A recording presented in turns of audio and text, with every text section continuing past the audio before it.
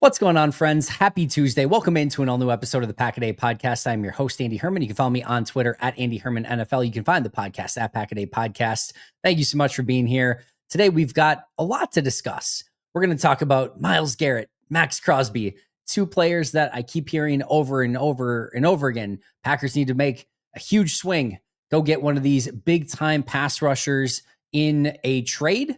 We'll talk about it today. Does it make sense? Could it be something that Green Bay theoretically could do? Is it completely off the table altogether? And should Green Bay actively pursue both players? We'll go through all of that today. Of course, a couple big pieces of news and notes that happened on Monday, specifically with one Rich Bisaccia. Now, if I had told you that there were huge news on Rich Bisaccia on Monday, what would you have expected that to be?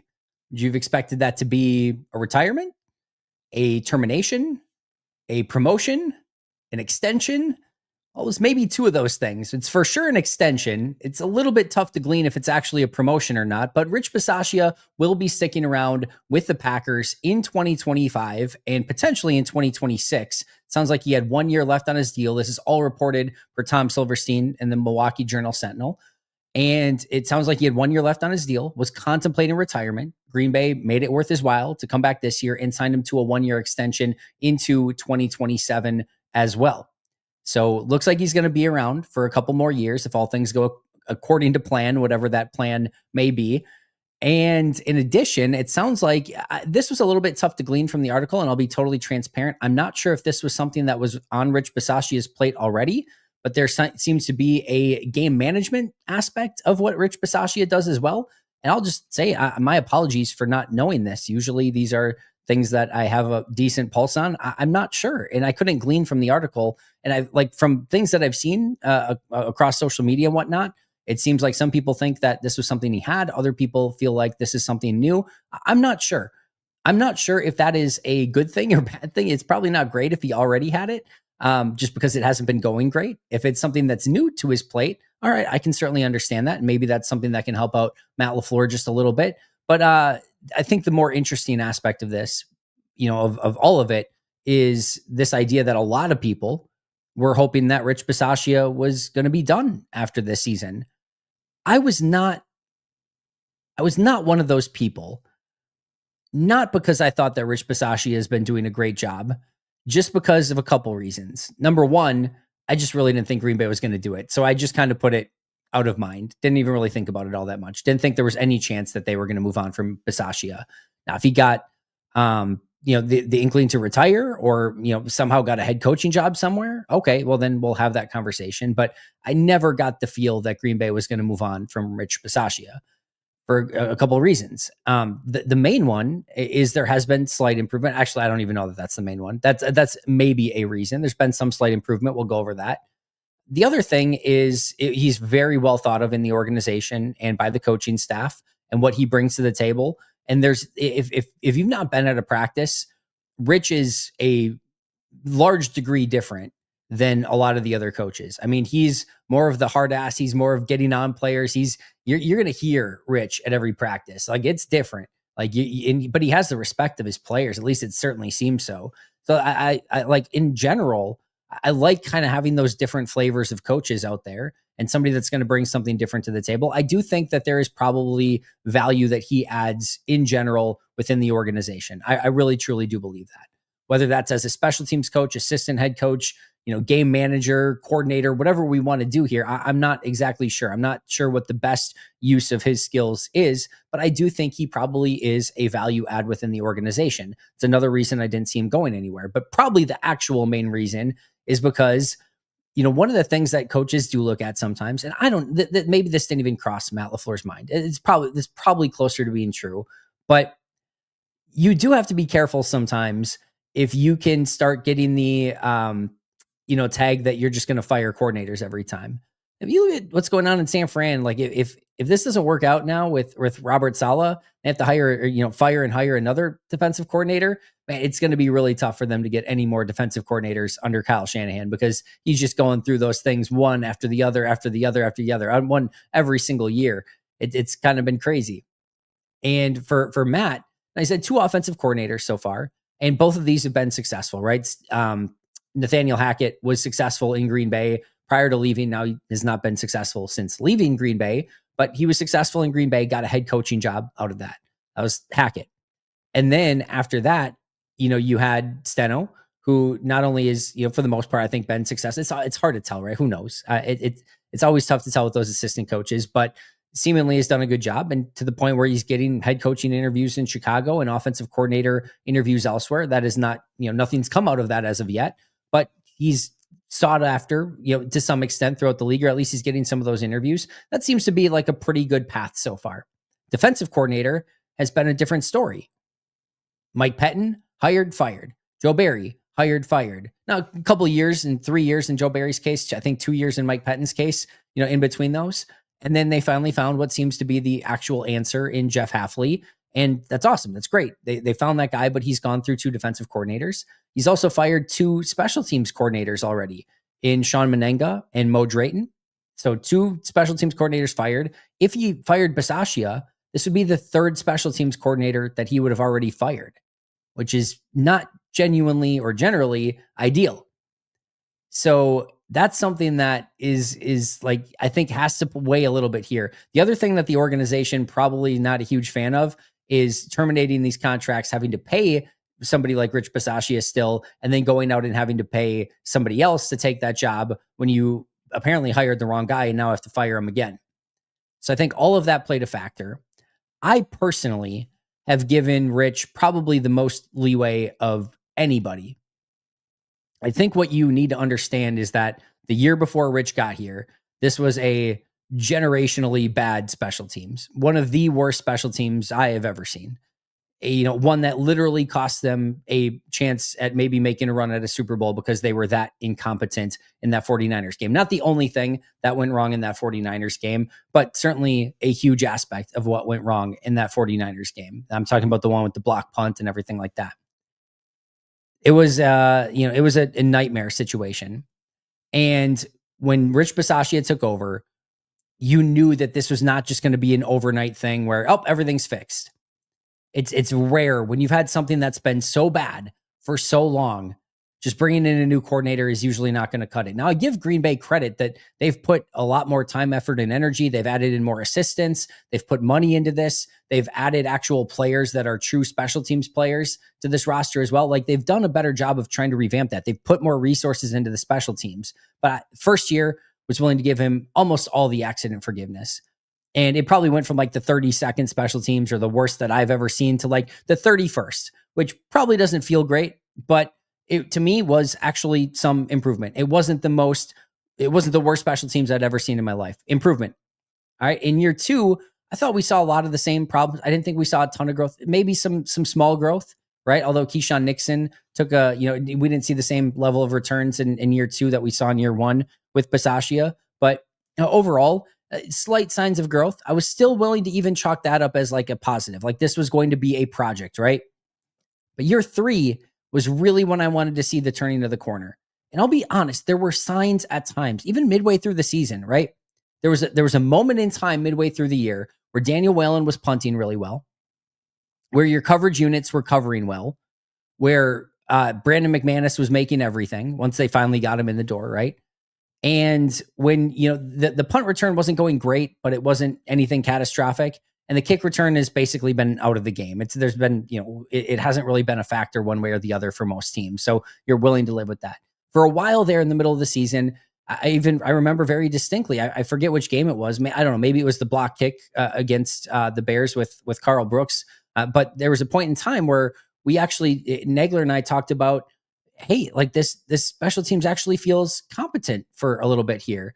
And we should have known better in all likelihood.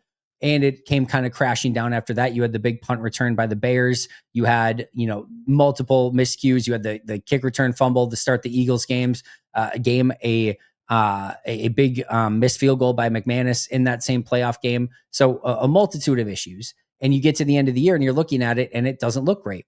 Most of these stats were put together by Zach Cruz of Packers Wire. Appreciate Zach for putting these together. But these are some of the numbers for the Packers special teams. He had the special teams had the worst PFF grade of all 32 teams. The Packers special teams, worst special teams grade of any team in the NFL, again, per PFF. They had 30 missed tackles on special teams, 21 penalties, 3 muff punts, a Nixon fumble kick return in a playoff game. Brandon Narveson missed 5 field goals in 6 games. Whalen finished 26th out of 29th in net punting. You had the Bears bizarro punt return for a touchdown. So there's just not a ton that's going right. Again, the McManus miss in the Eagles game as well. You did have the field goal block to win the game, so there was that monumental moment there that, again, you won a game in large part due to getting that block on that play. But outside of that, it was a lot to be desired still. And when you look at Bisaccia and what he's basically brought to the table for 3 years, it's really hard to look at it and say it's been good enough, that this is what we were hoping for when you make Bisaccia one of the highest, if not the highest paid special teams coordinators in football. So as much as I didn't expect it, as much as I have not been calling for it, as much as I didn't, again, think it was going to happen, I understand why people wanted it. And I am not here. This is not one of those things where I know sometimes people might get frustrated where everyone's on one side and I come back and counter it and be like, well, actually, Rich Bisaccia is great. No, we're not doing that. Rich, it's not been good enough, right? The special teams as a whole are still a bottom of the league special teams. And that's not what you bring him in to do, to fix. You're looking, like I've said this for years now, just give me competence. Give me the 16th best special teams. I'll be doing flips. I'll pitch in for his raise and his extension moving forward. Just give me the 16th. That's all I need. I don't need a top 10. I don't need a top 5. I don't need number 1. Just give me to 16. Make it so that the offense and the defense decide the game and that the special teams is just going to be neutral. They're going to be Switzerland. We're not going to win the game. We're not going to lose the game. We're just going to be here. We're going to exist. I just want existence. That's all I want. That's all I want out of teams. And it's not there yet. And it is very difficult to argue that the special teams over a 3-year period of time, regardless of where they came from, has been anything but a disappointment up until this point. I think that's a fair thing to say. I really do. I understand why they're maybe wanting to keep them. And sometimes it's tough. Like maybe they've seen a lot of growth and maybe that turn of the corner after 3 years going into year 4, maybe that's when it's going to happen. I'm skeptical, to say the least. I'm skeptical that this is when it's going to happen. But what I will say is, he's going to get another opportunity. Hopefully he can turn it around. It seems like finally they're going to go into a season, assuming they can get McManus back, with the same long snapper, punter, holder, kicker. And we'll see if Nixon wants to return kicks. That would be a nice thing to have back. And a lot of the core special teams should, theoretically be back this offseason as well. So maybe that can help, but it needs to be better. There's no two ways around that. So yeah, that to me is where things are at right now. As far as like where this ranks as the fire Joe Barry, fire Mike Pettin, fire Mo Drayton, fire, everyone that people have wanted fired. I guess we can add now fire LaFleur and fire Gutekunst and everyone else, I guess. This one's still lower to me than Drayton, Menenga, Pettin, or Barry. Those 4 were all obvious at the time, like very crystal clear, blatantly obvious. Okay, it's time. They got to go in a different direction and try something new. I wasn't quite there yet with Bisaccia, or at least if I was, it wasn't to that level. And again, whatever that means is up to anyone. But I think he deserved is such a wrong word. I don't know that he deserved this extension / being brought back. I guess I'm surprised at the extension. If they said we're going to bring him back for the last year on his contract, cool. I understood it. I would have gotten it. Giving him the 1-year extension seems a little bit weirder to me, but we'll see. Hopefully it works out. Hopefully this is the year that it turns the corner and they are going to look super smart for keeping him one more season. The last thing I'll say one more time is I do believe that he is a value add in this organization in some capacity, but man, it is time to get that special teams performing at a much higher level. Luke Getsy, also per Tom Silverstein, is going to be a senior offensive assistant. Silverstein did not rule out that Getsy could potentially get an offensive coordinator job with the Packers if Steno leaves for another team and gets a play calling job somewhere else. But until that point, it seems like he is a senior offensive assistant, which does still leave that quarterback's job open. We'll see who eventually fills that. But as of right now, at least per Tom Silverstein, it sounds like that will not be Luke Getsy filling that spot. The one thing I'll add in right now, as well as to this, I see some people saying, hey, like, why? Why are you bringing back this guy who failed miserably in Chicago, failed miserably with the Raiders? To me, Couple things. One, if they were hiring him, if he does eventually get, offensive coordinator with Green Bay, I think that's a little bit more of a conversation to have of like, hey, is that he's just got fired from it twice. Is that the move that you want to make? Are there not better options out there? But number one, he's not an offensive coordinator. And when he was in Green Bay as an offensive assistant, he was really good. Matt LaFleur had nothing but positive, things to say. And I think he's more than deserving of this type of role. I think that's no problem at all. I think that's probably a great role for him. And the other thing I'll say is those two offenses in particular, with the awful offensive lines, the awful quarterbacks, everything, you're going there to fail positions. And I'm sure, you don't see it that way when you take the position. And sometimes you have to take the opportunity when it comes. But those were really, really, really rough positions to be in. And so I'm not going to hold Getsy too much, hold too much against him for the Raiders and the Bears and two atrocious offenses. Look at the personnel, and you're going to get all you need to know from those two teams. So I have no issue with Matt bringing back Getsy, especially in a senior offensive assistant role. All right, let's get to our main topic.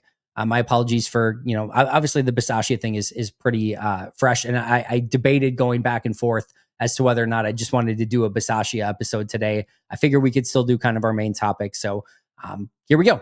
Myles Garrett, Maxx Crosby. Is it possible? Should Green Bay do it? We talked about Khalil Mack the other day and why Green Bay would potentially want to add a premium pass rusher to this team. They just need one. They don't have a premium 1A pass rusher. And there's a lot of teams that do. Green Bay does not. Rashawn Gary has not evolved into that. LVN has shown no signs of evolving into that. Devontae Wyatt has not evolved into that. They've spent resources. Certainly, they don't have the ROI to show for it. And sometimes when you don't get that the way that you expect, you have to go above and beyond and find it in different ways. And that could be via a trade or maybe free agency. As I mentioned with Khalil Mack, it would give them a huge playmaker on all three levels, a Myles Garrett or Maxx Crosby on the front, a Edgerrin Cooper on the second level, and then a Xavier McKinney on the third level.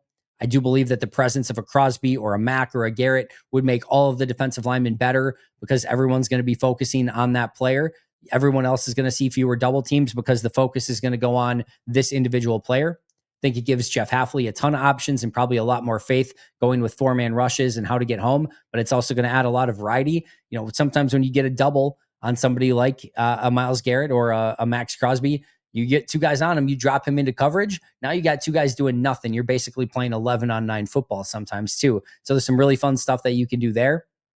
I think it elevates the defense to an entirely different level. And I think there's just a different fear factor. I mean, we talk about it a decent amount of, who's the player, whether it's on offense or defense, that the opposing coordinator is spending time on. Xavier McKinney, definitely in that conversation. Edgerrin Cooper, very quickly getting in that conversation. But if you're looking for an intimidation factor, if you're looking for an offensive coordinator that's going to lose sleep at night, man, add a Maxx Crosby or a Myles Garrett to your front on this team, and they're going to lose a lot more sleep at night. It's a total different game changer. There's going to be a different fear factor for quarterbacks. The quarterback's clock is going to get sped up, and running backs are going to find it tougher because these are good run defenders as well. It changes the game. So that's why Green Bay would potentially be interested in a move like this. So what would Garrett and Crosby actually add to the team? First of all, let me just tell you, we're not going to do huge scouting reports here. We don't need to. I went through, watched a little bit less than I did with Khalil Mack, for both of these guys. They're both phenomenal players. I mean, phenomenal freaking football players. I mean, Myles Garrett's a top 10 and it's probably top 5 player in the league. Like, he's that good. Maxx Crosby, a little bit of a down year this past year. He is still a game wrecker, a game changer, and somebody that you have to constantly be aware of. They are both phenomenal players. Myles Garrett over the last 4 seasons per PFF, 92.0, 92.5, 93.9, 92.3. He has a 90 or better pass rush grade over his last 6 seasons. This past year, 83 pressures, 14 sacks, 13 hits, 56 hurries on 477 pass rush attempts per PFF. All, I might add, while being the focal point of the offense, that your main goal is to make sure that guy doesn't wreck games, and all he does is wreck games. He has 110 sacks over his 8-year career per PFF. He's also a very, very strong run defender. He's an absolute stud, one of the best players, period, in all of football. He will turn 30 years old in December, so that is noteworthy here when it comes to age. For Maxx Crosby, his last 4 seasons, 91.7, 90.1, 92.1, and 74.1 per PFF. 108 pressures in 2021, only had 54 this past season, 8 sacks, 12 hits, 34 hurries. He did have some injury issues towards the end of this past year.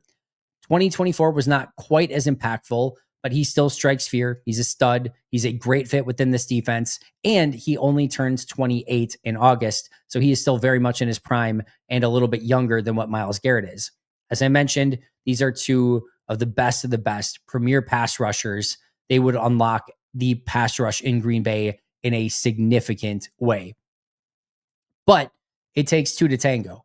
These are not unrestricted free agents. These are players that are under contract for the Browns and the Raiders, respectively.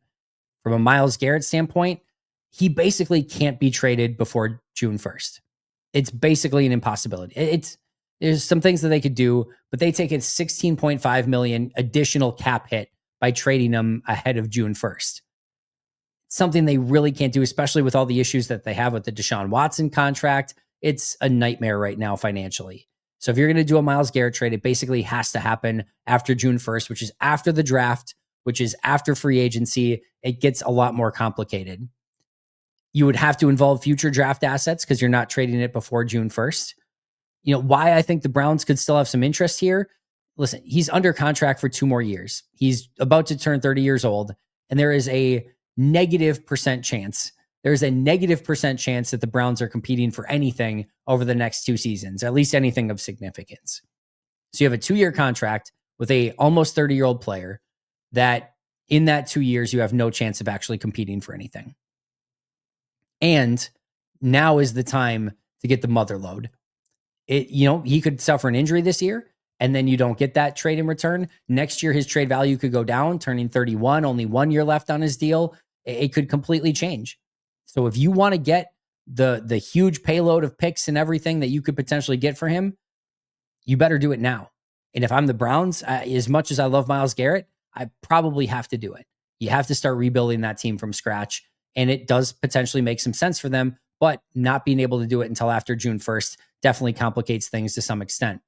The Raiders, a little bit of a different situation. They would actually save $17.7 million on the salary cap this year if Maxx Crosby was traded prior to June 1st.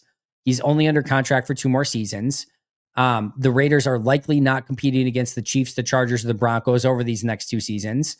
It's probably best for them to stock assets and sell high at this point in time. Now, the issue is Pete Carroll, new head coach. You have a new GM, new regime. Tom Brady's there. Everything's getting a fresh coat of paint. And I'm not sure if that regime is going to want to look at it, even though they probably should look at it and say, let's trade away what we have and start building this thing up the right way.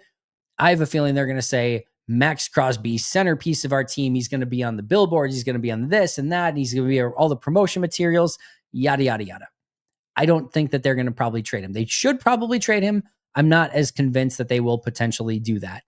Both of these could end up in that situation. We'll see. You never know. Things can change in a blink of an eye. They probably should, but whether or not they actually do is an entirely different story.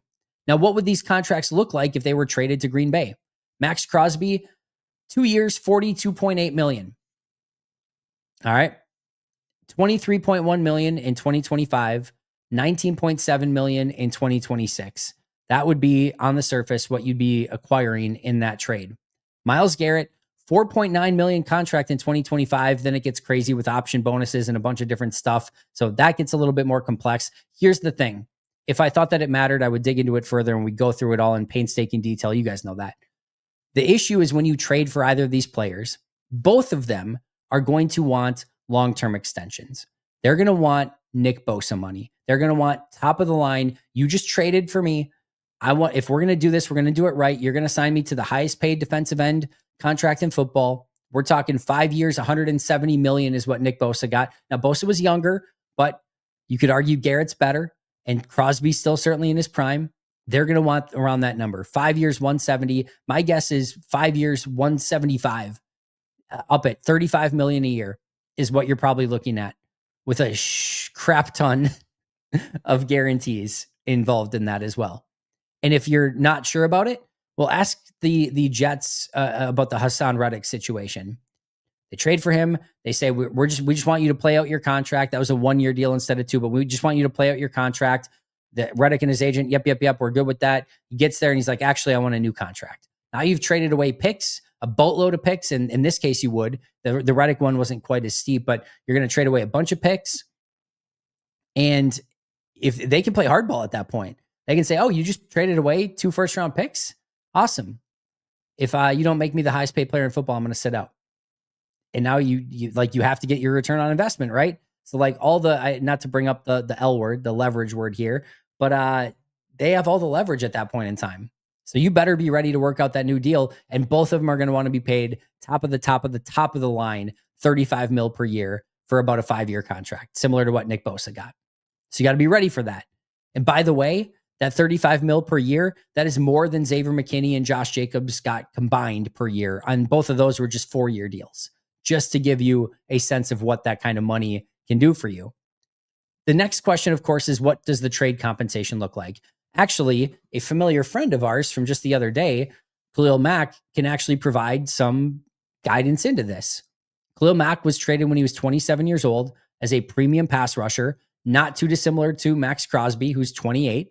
And now Myles Garrett's a few years older. He's going to turn 30, right? However, you could make an argument that Myles Garrett is the best of these pass rushers. He's that freaking good.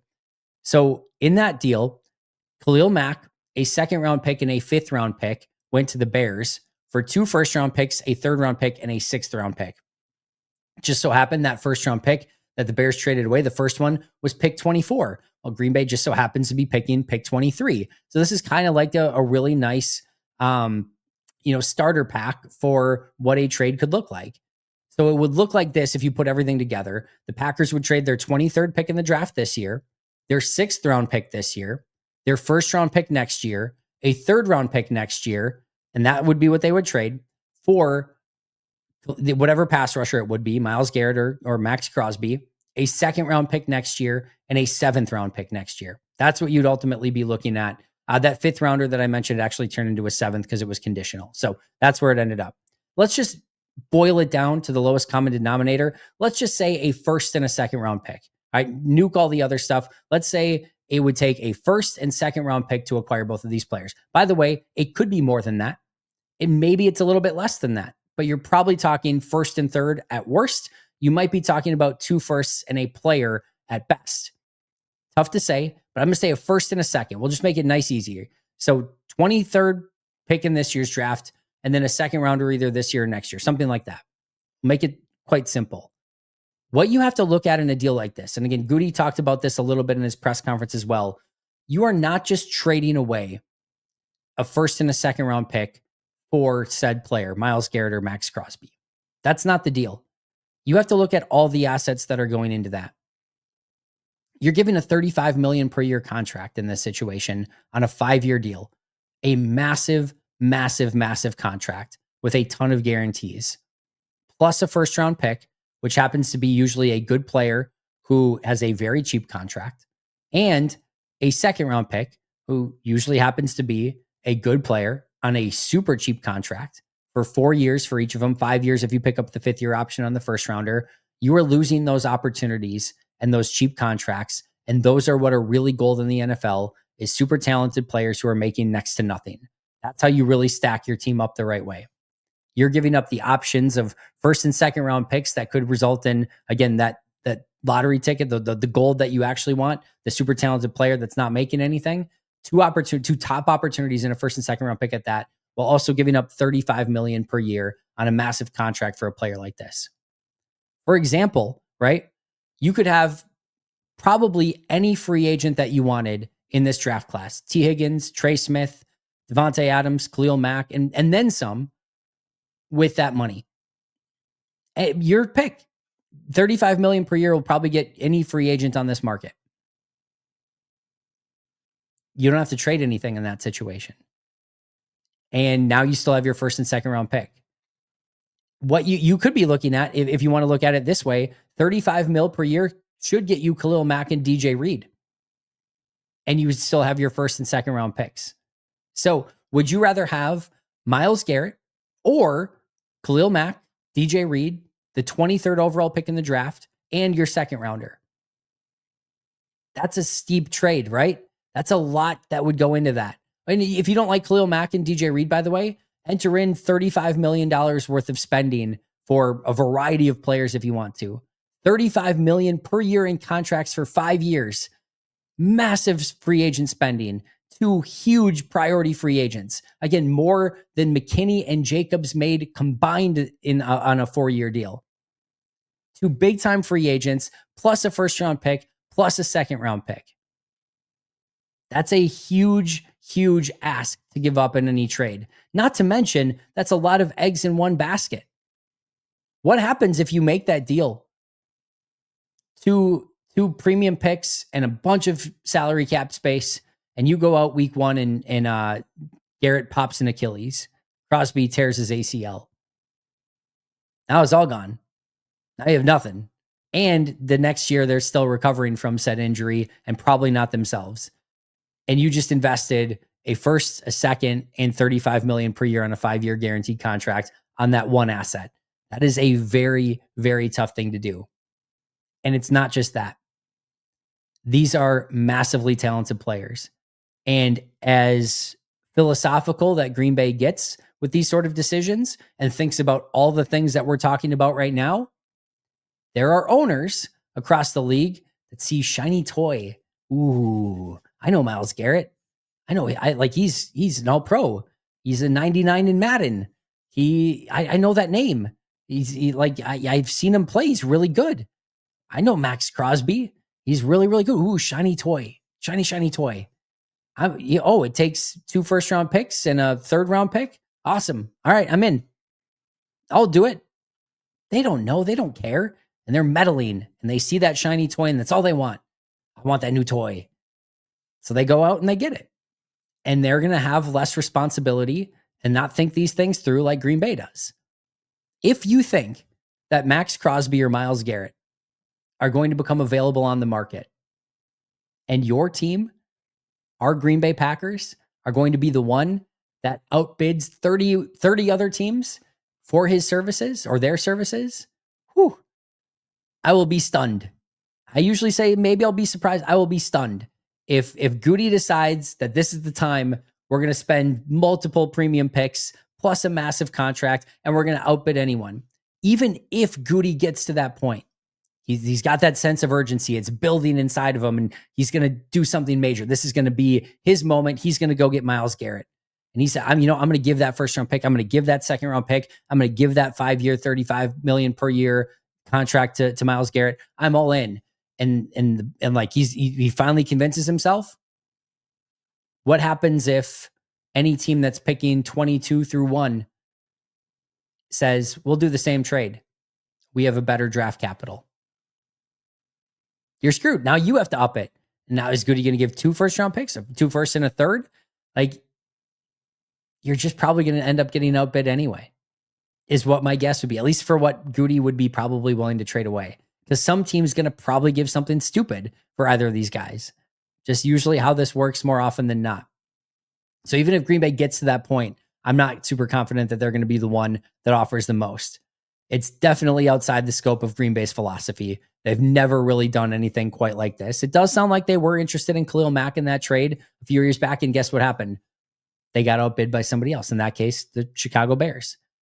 You have a finite amount of resources that you can spend in the NFL, a finite amount of draft picks, a finite amount of salary cap space.